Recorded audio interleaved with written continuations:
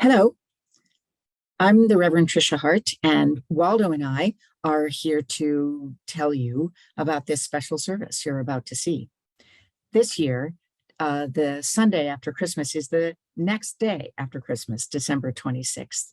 And in these dark and challenging times that we're living through, when it's great to get together sometimes and other times not, we decided that instead of having a regular service in the sanctuary on the 26th, that we would record a present for you, which is what we did. You are about to see Christina Fulton and David McFeeters and Erika Reif and David Ruffin and James Stewart and Rowan Van Ness and special guest, the Reverend Peter Newport, along with the inimitable Sam Whitesell on the piano, tell a story. The immortal tale that Dylan Thomas wrote some decades ago called A Child's Christmas in Wales.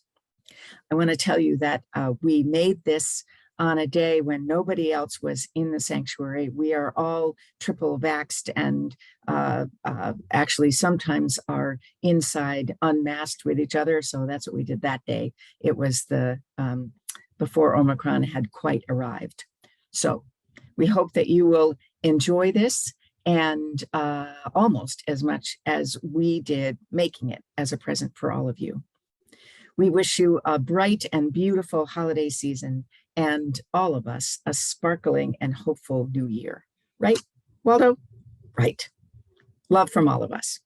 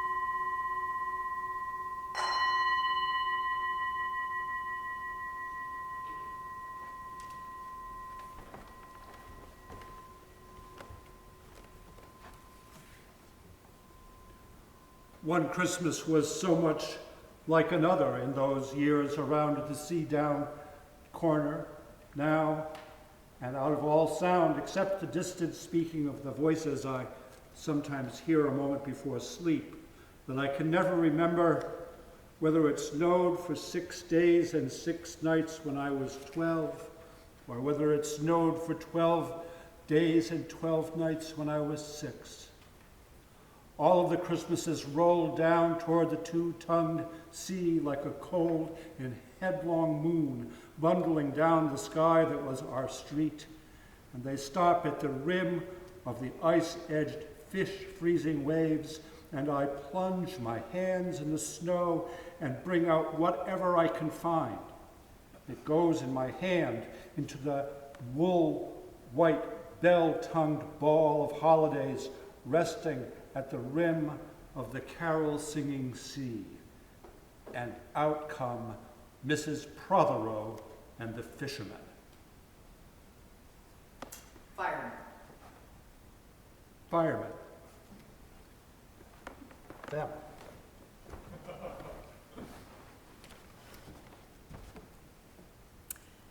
So welcome to Sunday worship at the First Unitarian Universalist Society of Burlington. I'm the Reverend Patricia Hart, the Developmental Senior Minister of this congregation, and we are here in this meeting house, which has been home to Unitarians and their companions of liberal religion for more than 200 years, on land that for many more hundreds of years has been home to the Abenaki people. We recognize our debt to them, and we strive to live together with respect. This is the Sunday right after Christmas, one day after those celebrations for those who celebrate them, 5 days after solstice, and 3 weeks after the end of Hanukkah this year, and not quite a week, a little bit less than a week before the new year begins. We are settling into this week in between holidays at this uncertain time, which is full of worry and also hope and also steadfast love.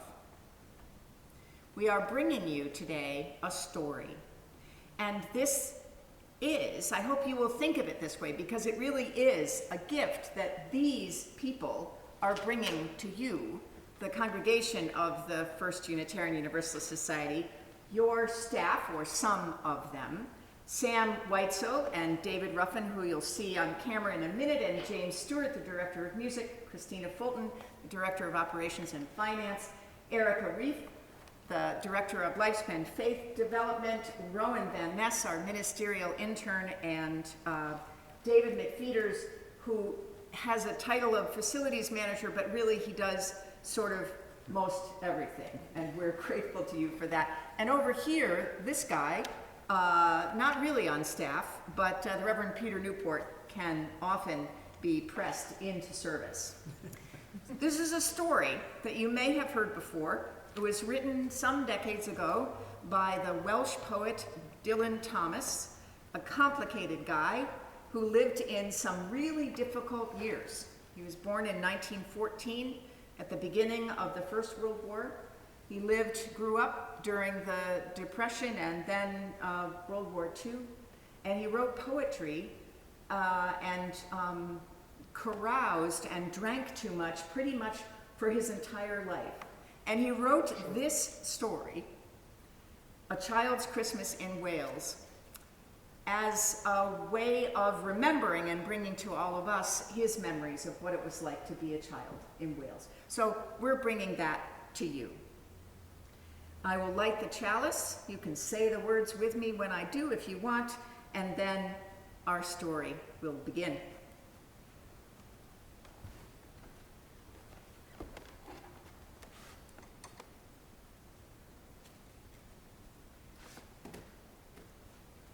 We kindle this chalice flame to remind ourselves of the light of truth, the warmth of community, and the fire of commitment.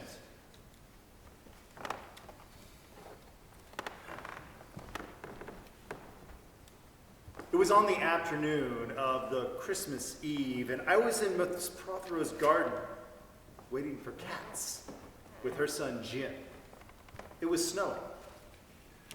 It was always snowing at Christmas. December, in my memory, is white as Lapland, though there were no reindeers, but there were cats. Patient, cold, and callous, our hands wrapped in socks, we waited to snowball the cats.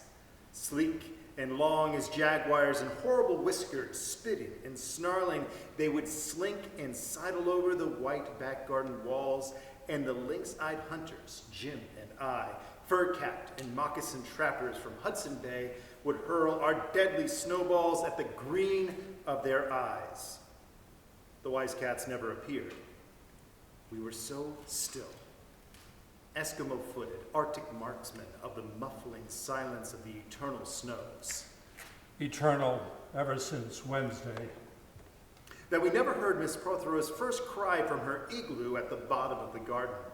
Or if we heard it at all, it was to us like the far-off challenge of our enemy and prey, the neighbor's polar cat. But soon the voice grew louder.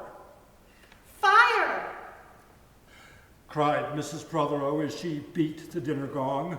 And we ran down the garden with the snowballs in our arms toward the house. And smoke, indeed, was pouring out of the dining room, and the gong was bombulating, and Miss Prothero was announcing ruin like a town crier in Pompeii. This was better than all the cats in Wales, standing on the wall in a row. We bounded into the house, laden with snowballs, and stopped at the open door of the smoke-filled room. Something was burning all right. Perhaps it was Mr. Prothero, who always slept there after midday dinner with a newspaper over his face.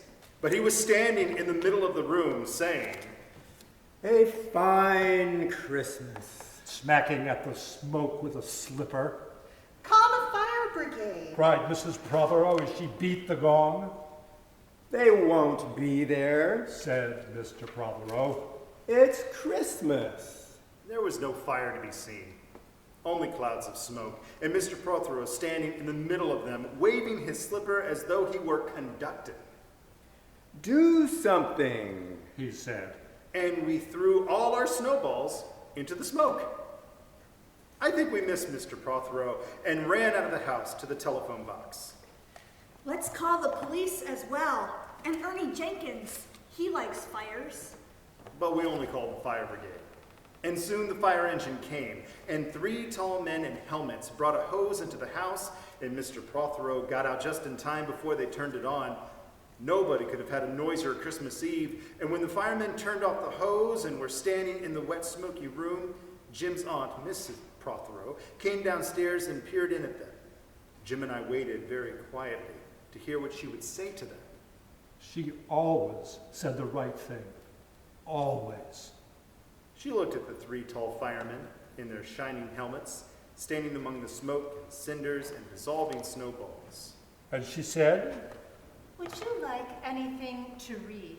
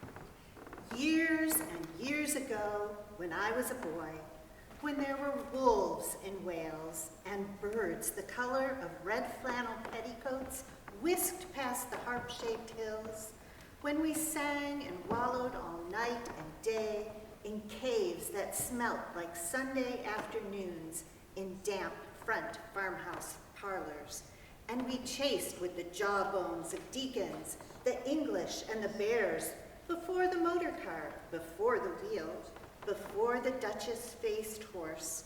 When we rode the daft and happy hills bareback, it snowed and it snowed, but But here, a small boy says, It snowed last year, too. I made a snowman and my brother knocked it down. And I knocked my brother down. And then we had tea. But that was not the same snow, I say. Our snow was not only shaken from white wash buckets down the sky. It came shawling out of the ground and swam and drifted out of the arms and hands and bodies of the trees. Snow grew overnight on the roofs of the houses like a pure and grandfather moss, minutely ivied the walls, and settled on the postman, opening the gate like a dumb, numb thunderstorm of white, torn Christmas cards. Were there postmen then, too? With sprinkling eyes and wind-cherried noses, on spread frozen feet they crunched up to the doors and mittened on them manfully. But all the children could hear was a ringing of bells. You mean that the postman went rat-a-tat-tat and the doors rang? I mean that the bells the children could hear were inside them. I only hear thunder sometimes, never bells. There were church bells, too. Inside them? No, no, no. In the black snow-white belfries, tugged by bishops and storks, and they rang their tidings over the bandaged town, over the frozen foam of the powder and ice cream hills, over the crackling sea. It seemed that all the churches boomed for joy under my window, and the weathercocks crew for Christmas on our fence. Get back to the postman. they were just ordinary postmen, fond of walking dogs and Christmas and the snow. They knocked on the doors with blue knuckles. Ours has got a black knocker. And then they stood on the white welcome mat in the little drifted porches and huffed and puffed, making ghosts with their breath, and jogged from foot to foot like small boys wanting to go out. And then the presents? And then the presents. After the Christmas box and the cold postman with a rose on his button nose tingled down the tea tray slithered run of the chilly glinting hill, he went in his icebound boots like a man on fishmonger's slabs. He wagged his bag like a frozen camel's hump, dizzily turned the corner on one foot, and by God, he was gone. Get back to the presents.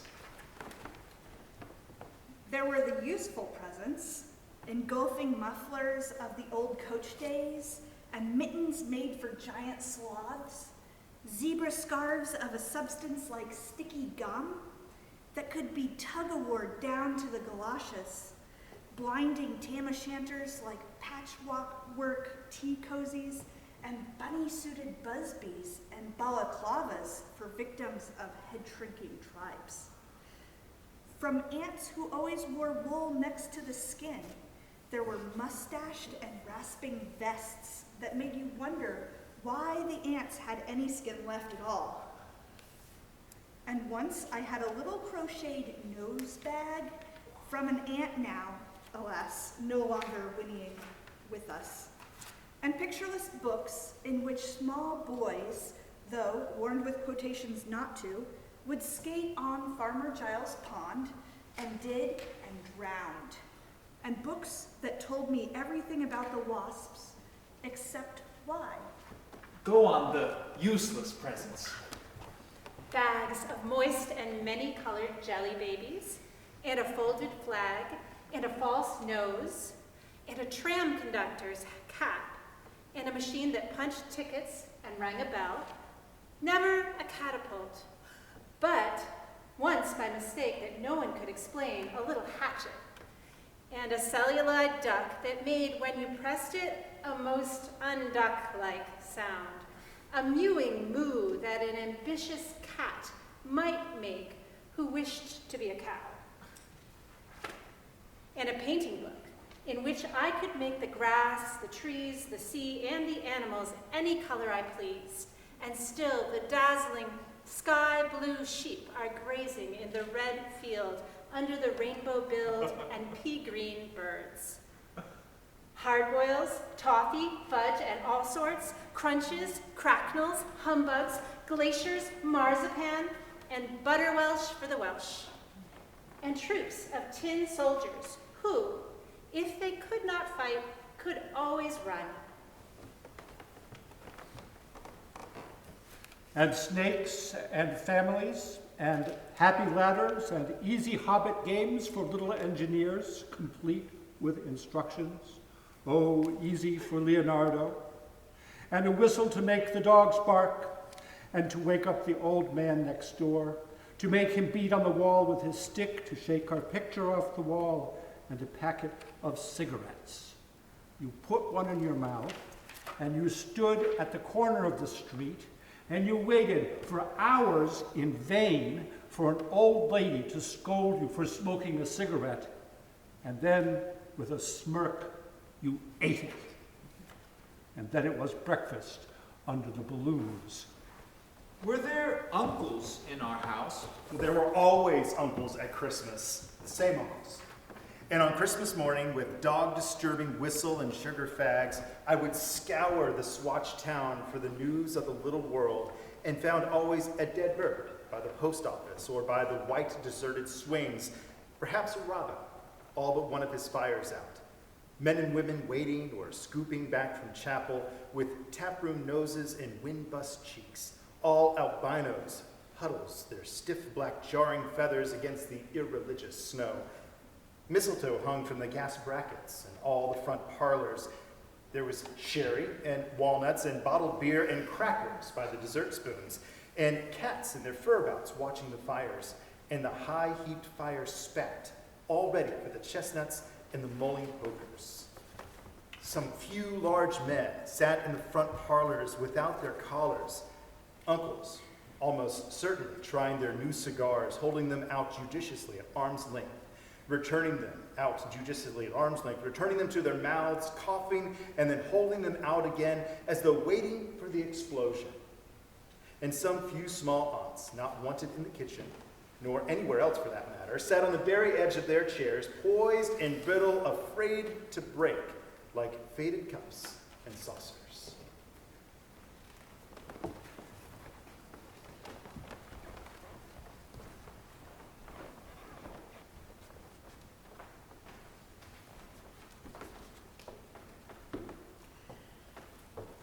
So Christmas is about traditions.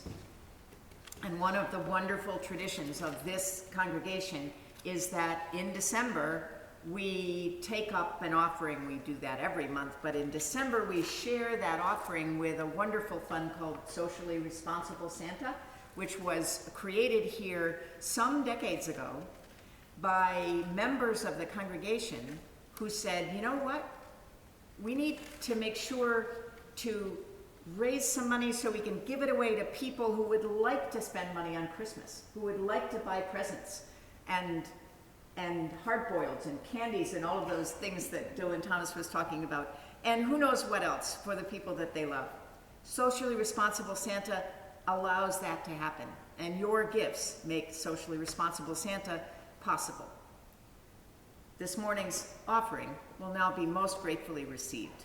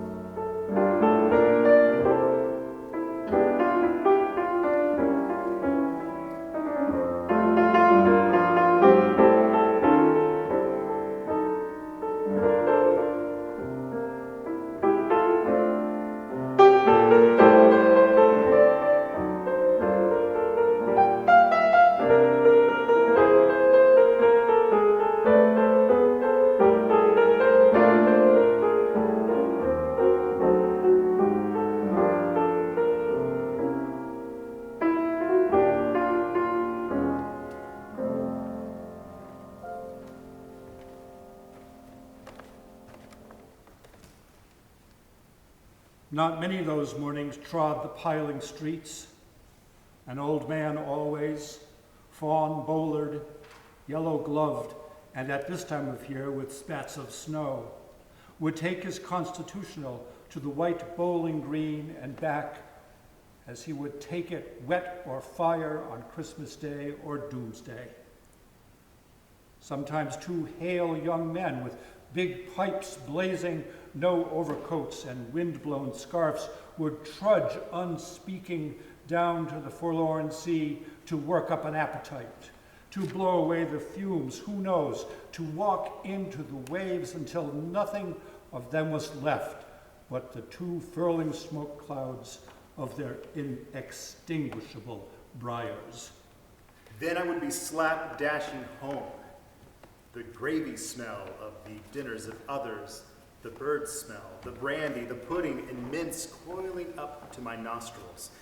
When out of a snow-clogged side lane would come a boy, the spit of myself, with a pink-tipped cigarette and the violet past of a black eye, cocky as a bullfinch, leering all to himself. I hated him on sight and sound, and would be about to put my dog whistle to my lips and blow him off the face of Christmas, when suddenly he, with a violent wink, put his whistle to his lips and blew so stridently, so high, so exquisitely loud, that gobbling faces, their cheeks bulged with goose, would press against their tinseled windows the whole length of the white, echoing street. For dinner, we had turkey and blazing pudding, and after dinner, the uncles sat in front of the fire, loosened all buttons, put their large moist hands over their watch chains, groaned a little, and slept. Mothers, aunts, and sisters scuttled to and fro bearing tureens. Auntie Bessie, who had already been frightened twice by a clockwork mouse, whimpered at the sideboard and had some elderberry wine. The dog was sick. Auntie Dossie had to have 3 aspirins. But Auntie Hannah, who liked port, stood in the middle of the snowbound backyard singing like a big bosom thrush. I would blow up balloons to see how big they would blow up to, and when they burst, which they all did, the uncles jumped and rumbled. In the rich and heavy afternoon, the uncles, breathing like dolphins and the snow descending, I would sit among festoons and Chinese lanterns and nibble dates and try to make a model man of war, following the instructions for little engineers, and produce what might be mistaken for a sea-going tram car. Or I would go out, my bright new boots squeaking into the white world onto the seaward hill, to call on Jim and Dan and Jack and to pad through the still streets, leaving huge footprints on the hidden pavements. I bet people will think there's been hippos. What would you do if you saw a hippo coming down our street? I'd go like this. Bang! I'd throw him over the railing and roll him down the hill. And then I'd tickle him under the ear, and he'd wag his tail. What would you do if you saw 2 hippos? Iron-flanked and bellowing he-hippos clanked and battered through the scudding snow toward us as we passed Mr. Daniel's house. Let's post Mr. Daniel a snowball through his letterbox. Let's write things in the snow. Let's write, Mr. Daniel looks like a spaniel all over his lawn. Or we walked on the white shore. Can the fishes see it's snowing? The silent, one-clouded heavens drifted onto the sea. Now we were snow-blind travelers, lost in the North Hills, and vast dewlip dogs, with flasks around their necks, ambled and shambled up to us, baying, "Excelsior!" We returned home through the poor streets, where only a few children fumbled with bare red fingers in the wheel-rutted snow and catcalled after us, their voices fading away as we trudged uphill into the cries of the dock birds and the hooting of ships out in the whirling bay. And then, at tea, the recovered uncles would be jolly, and the ice cake loomed in the center of the table like a marble grave. Auntie Hannah laced her tea with rum because it was only once a year. Bring out the tall tales now that we told by the fire as the gaslight bubbled like a diver. Ghosts wooed like owls in the long nights when I dared not look over my shoulder. Animals lurked in the cubbyhole under the stairs, and the gas meter ticked. And I remember that we went singing carols once, when there wasn't the shaving of a moon to light the flying streets. At the end of a long road was a drive that led to a large house, and we stumbled up the darkness of the drive that night, each one of us afraid, each one holding a stone in his hand in case, and all of us too brave to say a word. The wind through the trees made noises as of an old and unpleasant and maybe web-footed man wheezing in caves. We reached the black bulk of the house. What shall we give them? Hark the herald? No. Good King Wenceslas. I'll count 3. 1, 2, 3. And we began to sing, our voices high and seemingly distant in the snow-felted darkness round the house that was occupied by nobody we knew. We stood close together, near the dark door.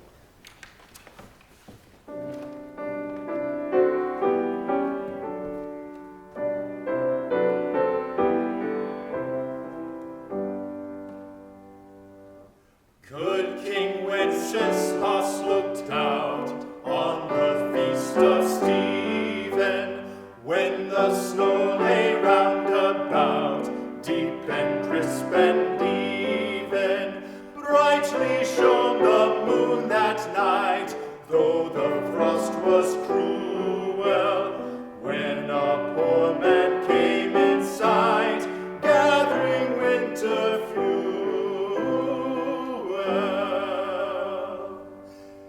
Hear the page and stand by me, if thou knowest telling, yonder peasant, who is he, where and what is dwelling? Sigh, he lives a goodly Kent, underneath the mountain, right against the forest fence, by St. Agnes' fountain. Bring me flesh and bring me wine, bring me pine logs hither, thou and I will see him dine, then we bear him thither. Page and monarch, forth they went together, through the rude wind's wild lament, and the bitter weather. Sigh, the night is darker now, and the wind blows stronger. Fails my heart, I know not how, I can go no longer. Mark my footsteps, my good page, tread thou in them boldly. Thou shalt find the winter's rage, freeze thy bloodless coldly. In his master's steps he trod, where the snow lay tinted. Heat was in the very sod, which the saint had printed. Therefore, Christian men, be sure, wealth or rank possessing, he who now will bless the poor, shall yourselves find blessing. And then a small, dry voice, like the voice of someone who has not spoken for a long time, joined in our singing. A small, dry, eggshell voice from the other side of the door. A small, dry voice through the keyhole. And when we stopped running, we were outside our house. The front room was lovely. Balloons floated under the hot water bottle gulping gas. Everything was good again, and shone over the town. Perhaps it was a ghost. Perhaps it was trolls. Let's go in and see if there's any jelly left. Jack said, and that we did. Always on Christmas night there was music. An uncle played the fiddle, a cousin sang Cherry Ripe, and another uncle sang Drake's Drum. It was very warm in the little house. Auntie Hannah, who had got onto the parsnip wine, sang a song about bleeding hearts and death, and then another in which she said her heart was like a bird's nest. And then everybody laughed again, and then I went to bed, looking through my bedroom window out into the moonlight and the unending smoke-colored snow. I could see the lights in the windows of all the other houses on our hill and hear the music rising from them up the long, steady falling night. I turned the gas down. I got into bed. I said some words to the close and holy darkness, and then I slept.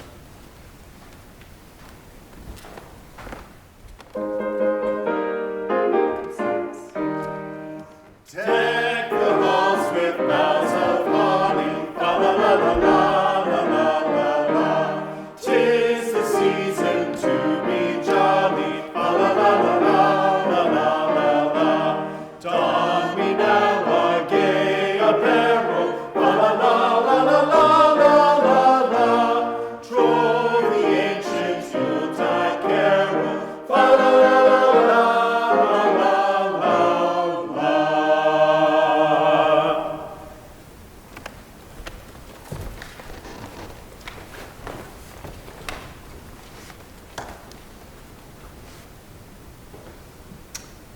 We strive for happiness, it's true, for pleasure, satisfaction too.